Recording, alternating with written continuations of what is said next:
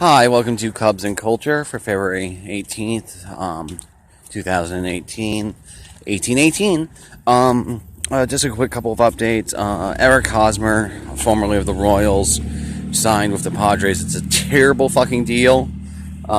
Free agency really doesn't make that much sense. This is a huge labor fight brewing in baseball. Given a whole bunch of other factors. Maybe I'll do a little bit. I've already talked about how on tomorrow I'm going to do a huge update on the actual video and everything. Probably the first one of three things about Shape of Water. I've seen it again. It is by far the best movie of the year. It's the best movie I've seen in about 20 years. You have to rewatch Gosford Park and a couple other films, but no, I don't have to rewatch that. It is probably my favorite film of all time, which is why I want to spend so much time talking about it.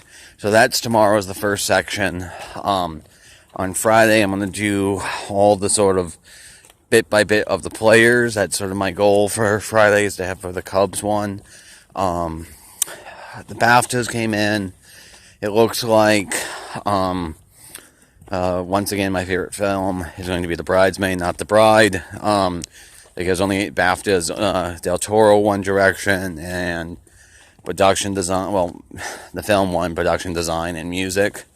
So there's that. Let me pause for a second.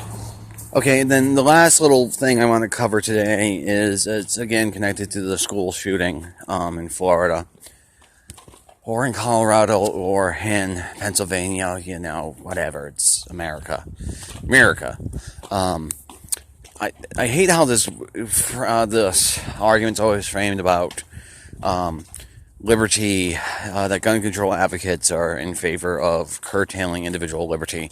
The fact of the matter is, there's a whole series of arguments that having unfettered access to a bunch of guns actually curtails liberty. And a good example of this, of course, is Charlottesville, where a bunch of alt-right, white supremacist neo-Nazis, whatever term you want to use, absolutely, apart from murdering that one woman by driving over her, they showed up with guns, which obviously chills the speech of individuals or minorities. Another sort of example that I've actually personally experienced is that about 15 years ago, one of the first prides I went to down in Milwaukee, there was a group of neo-Nazis chanting and Naziing it up, and it was profoundly hard to walk by them, because they would kill me if there wasn't cops there.